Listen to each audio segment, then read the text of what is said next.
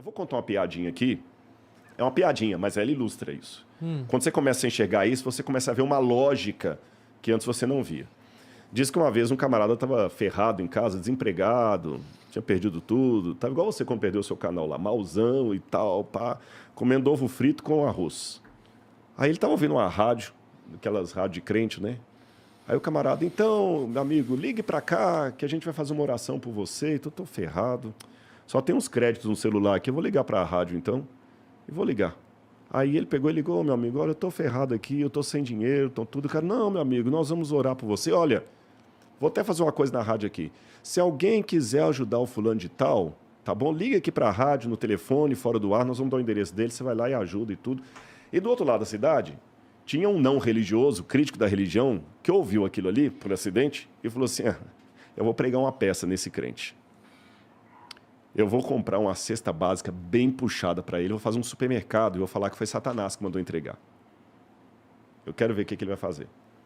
Aí o camarada pegou o carro do outro lado da cidade, ligou para a rádio, pegou o endereço dele e chegou até lá. Oi, você que é o fulano de tal que tá na rádio? Ô, meu amigo, isso mesmo, como Deus é bom. Pois é, que eu trouxe um monte de coisa para você. Nossa, coisa boa. Eu fui tirar aquele tanto de caixa do carro, e o cara foi ajudando ele a pegar assim. Então ele, olha, meu amigo, muito obrigado, cara. Muito obrigado, não. Você não quer saber quem que me mandou te trazer esses alimentos? Ele falou, não precisa, porque quando Deus ordena, até o diabo obedece. Então... Caralho! Você tá entendendo? Então, quer dizer... Não, mas aí que tá. Se ele não tivesse falado disso, foi Satanás que mandou. Ele teria aceitado do mesmo jeito? Eu teria aceitado, porque na minha cabeça é isso aí. Exatamente. Sabe por quê? Sabe por quê? Deus usa os ímpios. Deus usa os ímpios, você entendeu? É uma maneira de você ver a vida com outros óculos. Vou te dar um exemplo muito grande, que isso segue essa mesma linha. Despacho. Mano, quantas vezes eu já vi sem teto comendo a comida do despacho, mano? Comida de macumba mesmo, que tá no poste. E eu já tive esse pensamento. Eu falo, mano, tipo, se tá ali foi porque alguém enviou aquilo ali pra ele comer.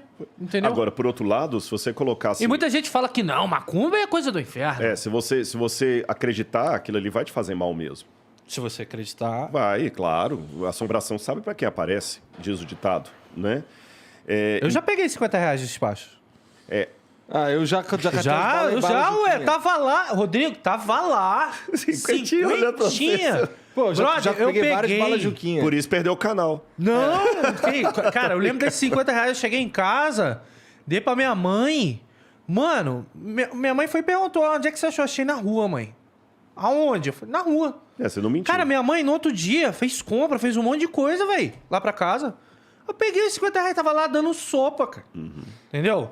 Claro que, pô, depois eu pedi um dinheiro pro Flipper. Agora, é interessante Mas também, mano, era 25 centavos. Olha uma polêmica que teve na época do Novo Testamento. Porque a Bíblia fala para não comer carnes sacrificadas a ídolos. Eu vou explicar a razão. Na época isso é mais uma coisa que a gente vê na época do Novo Testamento, embora parece que no livro de Daniel tem alguma referência a isso, quando Daniel recusa comer a comida de Nabucodonosor. Porque a comida era oferecida ao ídolo. E naquela cultura, quando você participava daquilo, é como se você tivesse um banquete com o ídolo. E se o ídolo não existe, que a gente tem que analisar a coisa dentro do contexto também. Se o ídolo não existe, eu estou comendo junto com ele, eu estou, de certa forma, agindo como se ele existisse. Está sendo uma incoerência. Então não pode comer carne sacrificada a ídolo. Só que acontecia na cidade de Corinto, que tinha uma igreja cristã lá, que Paulo fundou, o apóstolo Paulo, e tinha um festival de Dioniso lá. Eu sou guia também, quando vou para a Grécia, o pessoal, conto toda essa história em Corinto, no achado arqueológico lá, abrindo a Bíblia, explicando a carta de Paulo aos Coríntios. Aí, quando sobrava muita comida no templo de Dioniso, o pessoal vendia no açougue da cidade, que é pertinho ali, você vê os restos do açougue e tudo mais lá do templo. Aí os cristãos ficavam naquela, a gente pode comer aquela carne ou não pode, porque ela foi sacrificada a ídolo e tudo. Aí Paulo falou, gente, compra e come sem perguntar a procedência. Você entendeu? Come. Quem come para Deus come. Quem não come para Deus não come. Mas deu, na época, um BO lá com Paulo. Porque, não pode comer carne sacrificada aí. Daí Paulo pensou bem e falou assim, olha, para mim não tem problema nenhum comer se a carne... Porque, olha o raciocínio de Paulo. Se eu não como porque foi sacrificado a ídolo, aí que eu estou dando importância à existência dele. Né? Agora, por outro lado, já que está trazendo tanto escândalo, tanta confusão, e a palavra escandalos, em grego, significa pedra de tropeço. É quando você fazia a pavimentação de uma estrada romana e uma pedra ficava um pouquinho falsa, aí você podia tropeçar ali, cair, machucar a perna, então ele chamava essa pedra de escandalos, em grego.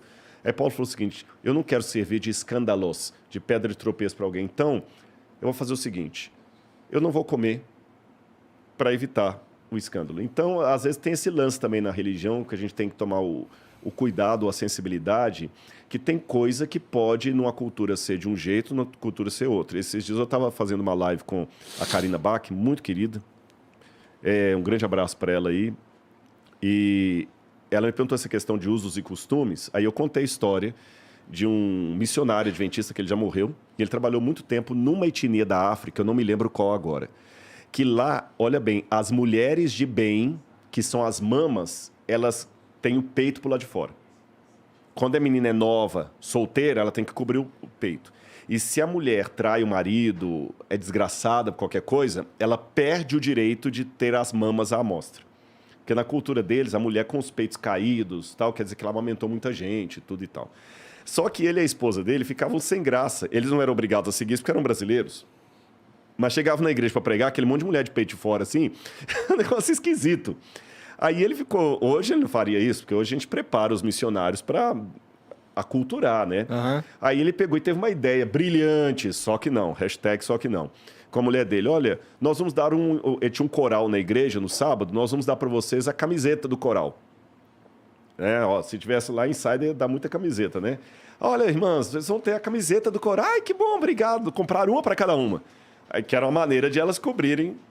Qual foi a surpresa dele no sábado seguinte, quando chegou na igreja, as irmãs cortaram aqui os buraquinhos, botaram os peitos para fora e ficaram... Chegou lá tudo com os peitos cortados aqui, né? Então, quer dizer, tem coisa que varia de cultura para cultura e você tem que ter a sensibilidade de separar o que é princípio, que o princípio é inegociável. O princípio, para mim, é inegociável. O princípio tem que estar acima da cultura. Mas a aplicação do princípio pode variar de lugar para lugar. Se eu entro numa igreja católica, por respeito, eu tiro o chapéu. Mas se eu entro numa sinagoga, por respeito, eu coloco o chapéu. O princípio do respeito é o mesmo, mas a forma de aplicá-lo variou de lugar para lugar. Uhum.